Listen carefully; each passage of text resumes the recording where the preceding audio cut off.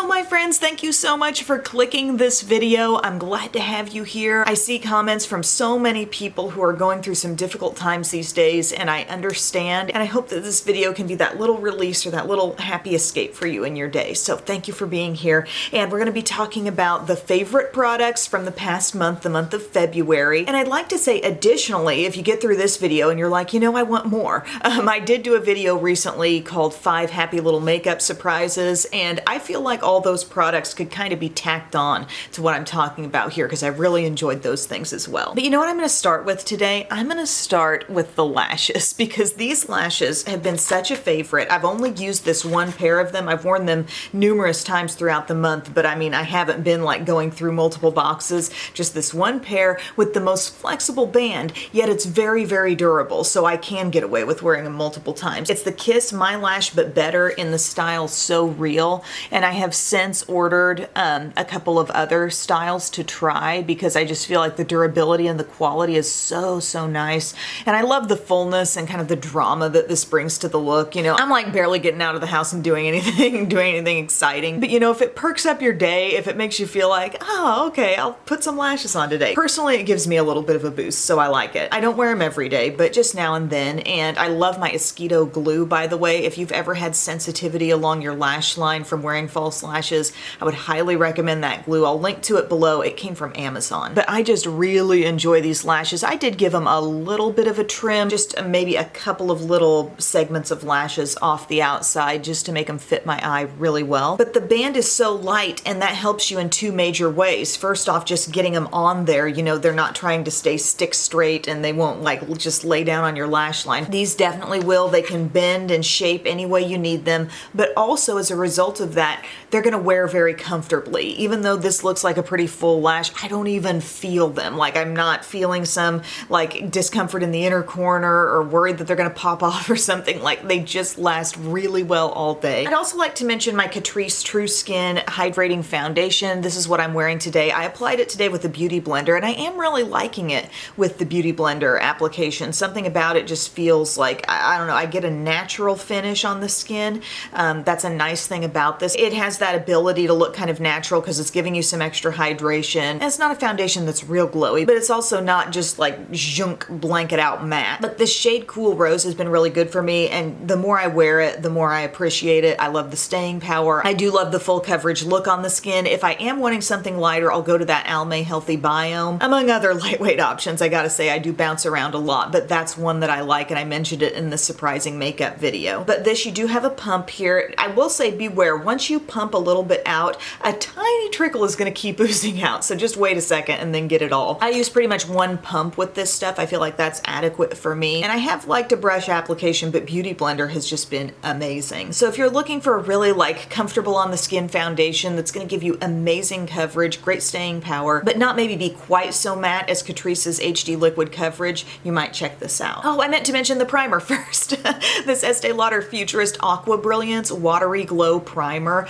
So surprisingly good too. This maybe could have gone in my makeup surprises as well. David recommended I try it, and I just thought, okay, you know, if David says so, I trust his opinions.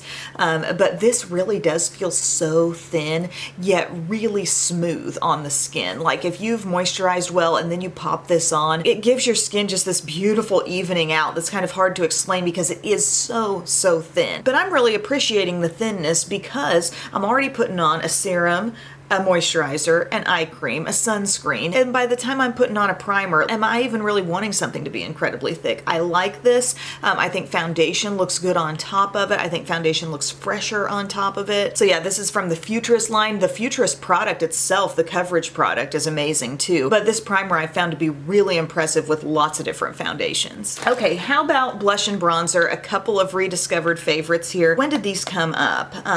In my video about the favorite drugstore brands and the things they do best. From Milani, this blush, this Romantic Rose powder blush, I'm wearing it today. I'm wearing it pretty softly because I kind of hope to just add a little bit more with you here. e.l.f. blush brush. I love the kind of neutralness of this. It's not super pink, and therefore I feel like I could toss it on with like any eye look, any lip color, and it would just kind of make sense on the skin, you know? And I'm also experimenting with doing my blush a little bit more up and on the side. TikTok told me to, people, I don't know. And then this little highlight from Milani. This is just the mini size of the Strobe Light highlighter in Afterglow. And I just think this is such a satisfying highlight. I mean, it's bad news about Becca going out of business, but I tell you, if you need a really great highlight that's actually comparable in texture from a drugstore price, you might check this out. I think it's beautiful on the skin. I used it very lightly today because I got another thing to talk about. But what I like about this is that it doesn't go gold. It doesn't really go pink either, even though I can enjoy wearing highlights that go those directions sometimes. This stays kind of right in the middle, just super pearly, really pretty texture, picks up nicely from the brush, lays down very completely on the skin. I just love that. But I also have talked about this cool little brush from Real Techniques. It's the filtered cheek brush. It's a teeny tiny stipple brush. So I have found that it's opening up my world again to the cream and liquid highlighters. And a really cool one that I've discovered recently that I like to use it with, I have this e.l.f. Jelly highlighter in Bubbly, and it's literally like, if you haven't seen this stuff, it wiggles and jiggles. Can you see it? It's just going like brrrr. I take this little stipple brush and I dip it straight down in, and I can see that I've got a little product on the tip there.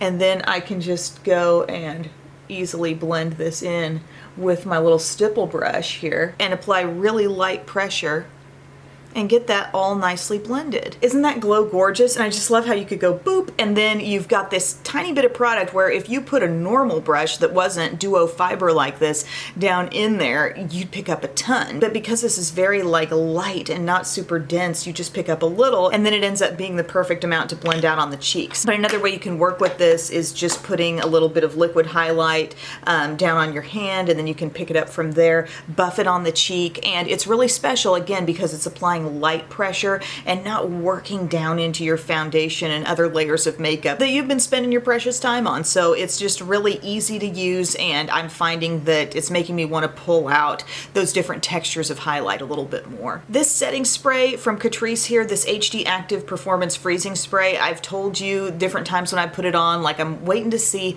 is this going to really help the staying power of my makeup? Could this be similar to Urban Decay All Nighter? It says fixing, protecting, hydrating, Longwear. It also says cooling and refreshing on the cap. I would say it has kind of a cooling feel, but not really leaps and bounds more than a lot of other setting sprays. This is not going to be one that leaves you looking very dewy. Now I do about 4 to 5 mists on the face. On that level, I'm not looking very dewy when I put this on, but I do feel like it sets the makeup, and I think it does help staying power. I feel like I've gotten better staying power results overall when I've used this, and I've used, I don't know, about a third of the bottle already. So it might be something you check out if you're placing an Ulta order anytime soon. The HD Active Performance Freezing Spray. Does it have much of a scent at all? I don't really...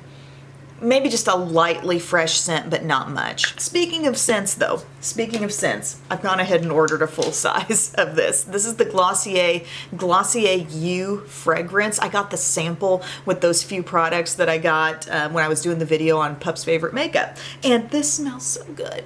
I love that clean, kind of fresh, kind of outdoorsy, but not really clean laundry clean. It's a different kind of clean. If any of you guys have this, if you've smelled it, how would you explain it? Can you put it in the comments? I just think it's so good. And I mean, for me to immediately be like, yes, I need that. Had to order the full size. I love that. Now for lip colors, I feel like I've come into a texture of product that I really, really like. It's from Natasha Denona, the I Need a Nude in Amorosa. I like this color more than I expected I would. First off, this was featured in the video where I did kind of a Valentine's look using the Mini Love collection. And this lip shade I thought turned out really pretty, and I did find an alternate color which may or may not be super easy to come by, but it's All Out Pout from L'Oreal Color Riche. Similar also in texture to where we're talking about a cream lipstick that just doesn't have a lot of shine. And that is a texture I feel like I'm loving these days, okay? So it's creamy, it's comfortable. Every part of the texture screams cream lipstick, but it doesn't have a lot of shine where you're worried about it maybe transferring off real quick. Not saying it's zero transfer, but you know, it stays in place a little bit better, has a little bit more continuous staying power than other things. And I just think this is a good line of lipstick. I really like that vanilla scent, but I do love that tone as well. Is anybody else feeling me on that? The Comfortable Creamy Lipstick that is a cream, but it just doesn't look very shiny. And additionally, I've been trying out also some Laura Geller things, and I ordered these Smart Pout transfer proof lipsticks because she was on, like, just on my Facebook feed doing a live, and she was talking about mask proof lip colors or whatever. I thought, okay, let me hear this. And she was talking about how she had these lipsticks where you can just do one gentle pass across the lips and they set and they don't transfer. And I was looking at the colors she was talking about and I was like, oh gosh, those do look really good. I checked QVC and they were out of like one of the duos, so I just ordered straight from her website 2 of the shades that I thought looked really good. One is called Clever. I'm wearing that one today. I'd call this like a soft rose. It's a little bit warmer than the other shade I'm going to show you. But she was saying like some people make the mistake of just going around and around the lips when they put this on, and then it just won't really set very fast at all if you do that. And you don't have to, because one swipe is full color. But this is what the tube looks like. I wouldn't have minded maybe a little bit more shaped tip because both of my colors really are pretty intense, but I'll swatch this one out for you on my hand. It's going to be a matte lipstick. It doesn't feel uncomfortable. And it's kind of thing where, yes, I could pull off a little color from my lips, but just with everyday wear, unless you're eating something real greasy or you're just constantly getting your mouth on a cup, it's going to actually have pretty impressive wear. And even so, both of my colors, I would say, from putting them on at the start of the day, I see them wear as the day goes on, but even at the end of the day, the color looks pretty even. It doesn't wear down in this like really odd way that some liquid lipsticks do, you know? Overall, I think it's adhering better. So here's this one. This is called Clever. That's the one I'm wearing right now. And then I also got the shade Expert. And Expert is a little more pinky here. I call that like a deep pink. Kind of some more berry happening in that. But similar depth levels overall with both of these. One's just a little more like this warm and rosy, and one's a little bit more cooler berry. But I've liked them, and it takes a lot to, I think, make them transfer off. But they keep a little bit of moisture. It's not like you just put on a coat of CoverGirl Outlast and you got that really uncomfortable time before you put the balm on. I can tell they infuse these with enough moisture to make them fairly pleasant on the lips, but again, you don't need a lot, so you want to just put that one layer on and then it does set. So I just thought I'd tell you guys about those if you're looking for something that really is not quick to transfer but still has some comfort to it. And it's probably not the last you're going to hear me say about Laura Geller for a while, because I've got some other things I'm playing with also. But thank you guys so much for your time today. I hope you enjoyed this video. I hope you discovered a few fun new finds, and I'm thinking about probably doing a video soon on some favorite, more skincare oriented things, maybe pampering type things, just stuff that makes you feel good, you know? That will probably be on the way soon. But thank you guys so much for spending some time with me today. I really appreciate it. I know you have a million places for your time to go, and the fact that you would put some of it here with me, I value that so much, and I don't take it for granted. So thank you so much, and I will see you very soon. Bye. You guys, I forgot what I was doing. I turned the camera off totally, and I forgot that I had an honorable mention for this video.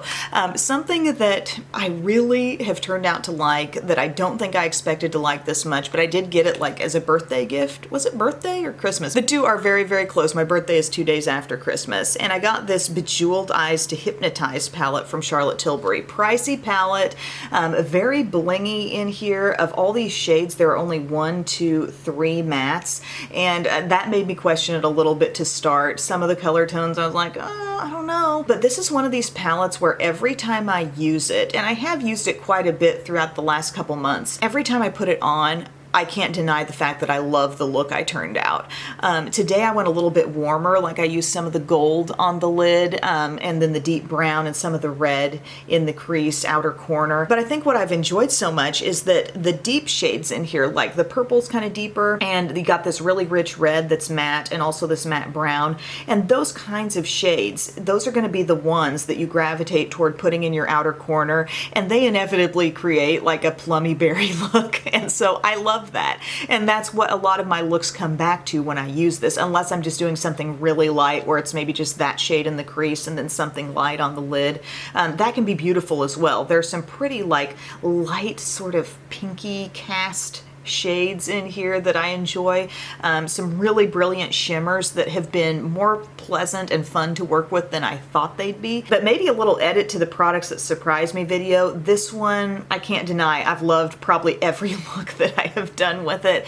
And I really like the look that I did today as well. I don't go for the golds as much. I feel like I kind of keep it a little cooler, a little bit more toward this side of the palette most days. But that one has been really nice. If you're questioning it, if you're like, is it really that good? I have been pleasantly surprised by that, so I'd like to add that in. Okay, that's really all for now. I'll see ya. Bye.